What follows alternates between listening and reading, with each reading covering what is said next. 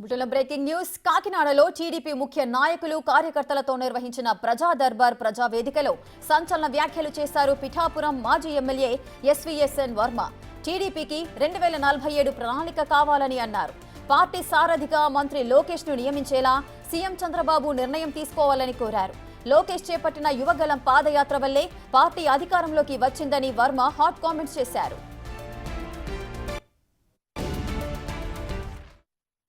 పునాదులు బలీయంగా ఉన్నాయి. ఈ పునాదులు పగలగొట్టి దమ్ము ఎవరికి లేదని మన కార్యకర్తల యువగలం పాదయాత్రలో నిరూపించడం జరిగింది. మరి అదే విధంగా ఈ పార్టీకి రాబోయే రోజుల్లో 2047 ఏదైతే రాష్ట్ర అభివృద్ధికి ప్రణాళిక సిద్ధం, పార్టీ కూడా 2047 ప్రణాళిక చంద్రబాబు నాయుడు గారు నిర్ణయించి రాబోయే రోజుల్లో పార్టీ రథసారథి నారా లోకేష్ గారిని ఈ పార్టీని ఏదైతే మన గెలుపుకు కారణమైన పాదయాత్ర చేసి ఉన్నారో ఆయనకి రథసారథిగా ఈ తెలుగుదేశం పార్టీని ముందుకు నడిపించాలని చెప్పి కోరుతా ఉన్నాం. మరి జిల్లా పార్టీ నుంచి 7 నియోజకవర్గాల నుంచి కార్యకర్తలు అందరూ వచ్చారు. మరి మనకి పార్టీకి ప్రణాళిక ఉండాలా కావాలా, దీని ద్వారా మనం అధ్యక్షుడికి తెలియజేద్దాం. పార్టీకి భవిష్యత్తు ప్రణాళిక ఉండాలి. భవిష్యత్ తరం నాయకుడు మరి నారా లోకేష్ గారు ఉండాలి అన్న వాళ్ళందరూ కూడా చేతులు ఎత్తవలసిందిగా కోరుతా ఉన్నాం.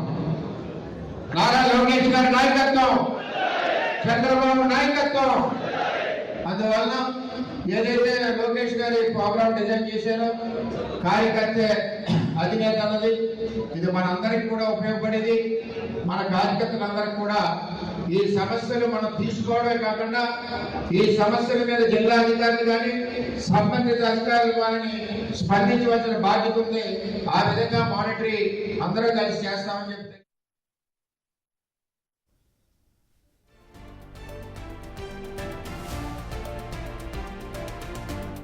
రెటికా ప్రజా దర్బార్ ప్రజా వేదికలో సంచలన వ్యాఖ్యలు చేశారు పిఠాపురం మాజీ ఎమ్మెల్యే ఎస్వీఎస్ఎన్ వర్మ ఈ కామెంట్స్ చేయడానికి గల కారణాలేంటి? పూర్తి డీటెయిల్స్ మా ప్రతినిధి రాజు లైవ్ లో అందిస్తారు.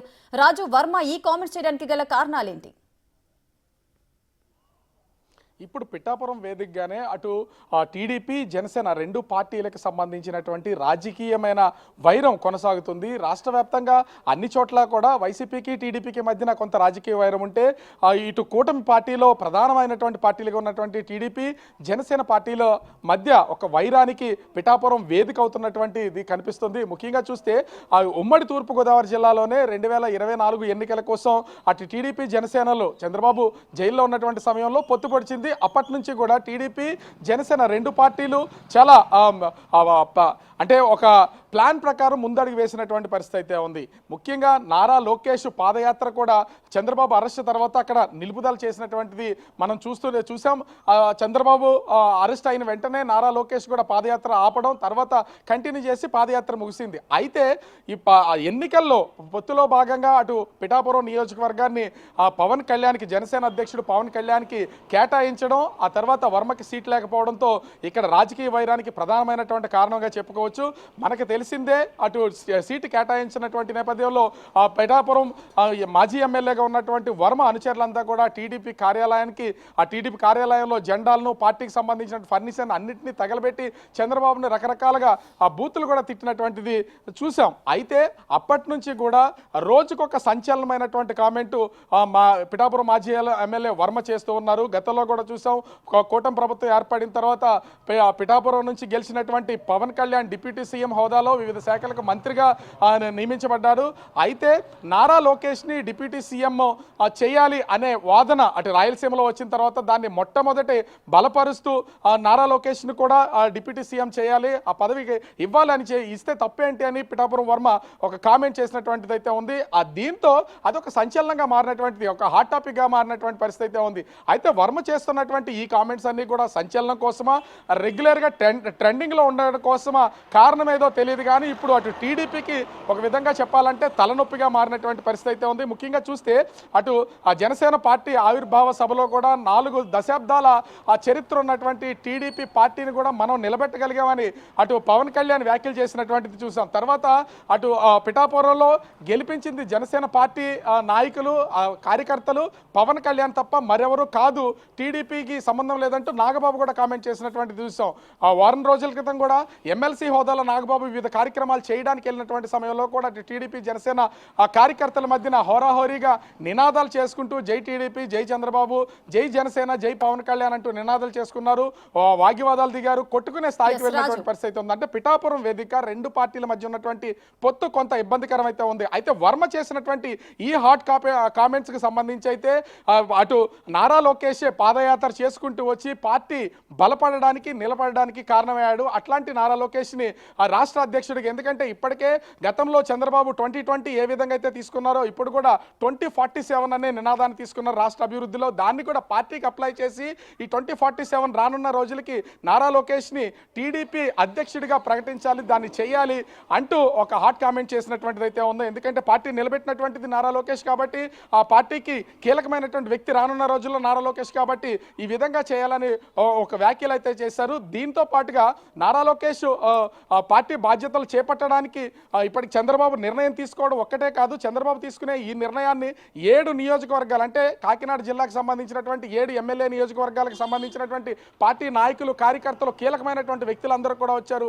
మీరందరూ తీర్మానం చేసి ఇది చంద్రబాబుకు పంపించాలనే ఒక నిర్ణయానికి కూడా వర్మ వచ్చినటువంటి పరిస్థితి అయితే ఉంది. అయితే ఇప్పటి వరకు అటు ఎస్వీఎస్ వర్మకి సంబంధించి ఏ విధమైనటువంటి పదవి, అటు నామినేటెడ్ పదవి కానీ, ఎమ్మెల్సీ పదవి కానీ, రాజ్యసభ కానీ ఏదీ లేదు, పదవి ఇస్తారని చెప్తున్నారు. కానీ పిఠాపురం నియోజకవర్గంలో ముఖ్యంగా అటు పవన్ కళ్యాణ్ డిప్యూటీ సీఎంగా ఎమ్మెల్యేగా ఉన్నారు, వర్మకి ఎమ్మెల్సీ ఇచ్చినా ఇతర పదవి ఏదైనా ఇచ్చినా కూడా ఖచ్చితంగా అక్కడ ప్రోటోకాల్ అంశం అనేది తెర మీదకి వస్తూ ఉంటుంది. కాబట్టి చంద్రబాబు కొంత ఆలోచించి వర్మని కొంచెం పక్కగా పెడుతున్నట్టుంది. కాకపోతే పార్టీలో తనకి ఇంపార్టెన్స్ తగ్గిపోతుంది అని భావించినటువంటి వర్మ రోజు రోజుకి కూడా కొత్తగా కామెంట్స్ చేస్తూ అటు ఇప్పుడు లోకేష్ ని తెర మీదకి తీసుకొస్తున్నటువంటిది అయితే ఉంది. గతంలో మనం చూసాం నారా లోకేష్ డిప్యూటీ సీఎం కావాలని ఏ విధంగా అయితే చెప్పారో ఇప్పుడు కూడా పార్టీకి సంబంధించి పార్టీ పగ్గాలు నారా లోకేష్కి అప్పగించాలి అనేది. ఎందుకంటే ఇక చంద్రబాబు కూడా ముఖ్యమంత్రిగా పూర్తి స్థాయి కార్యకలాపాల్లో ఉంటున్నారు, మరోపక్క అదే స్థాయిలో పవన్ కళ్యాణ్కి ఇంపార్టెన్స్ ఇస్తున్నటువంటిది మనం చూస్తూనే ఉన్నాం.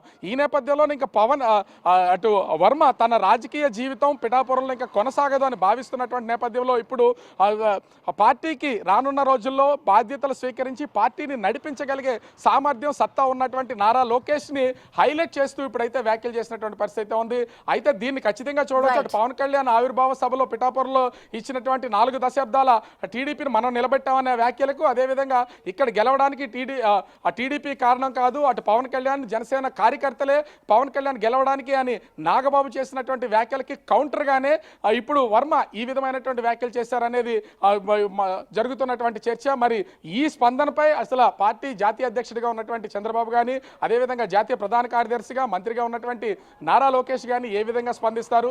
ప్రతి చిన్న విషయాన్ని కూడా చాలా కులంకషంగా వివరిస్తూ హాట్ కామెంట్స్ చేసే నాగబాబు, ఎమ్మెల్సీ నాగబాబు మరి జనసేన పార్టీ నుంచి ఏ విధమైనటువంటి కౌంటర్ ఇస్తారనేది మాత్రం వేచి చూడాలి. ఓవరాల్గా చూస్తే వర్మ చేస్తున్నటువంటి ఒక్కొక్క కామెంట్కి కూడా పూర్తిగా ఒక విధంగా అటు టీడీపీని ఇటు జనసేనని ఇబ్బందులకు గురి చేస్తున్నటువంటి పరిస్థితి కనిపిస్తూ ఉంది. Rekha. Right, thank you Raju, thanks for the live details.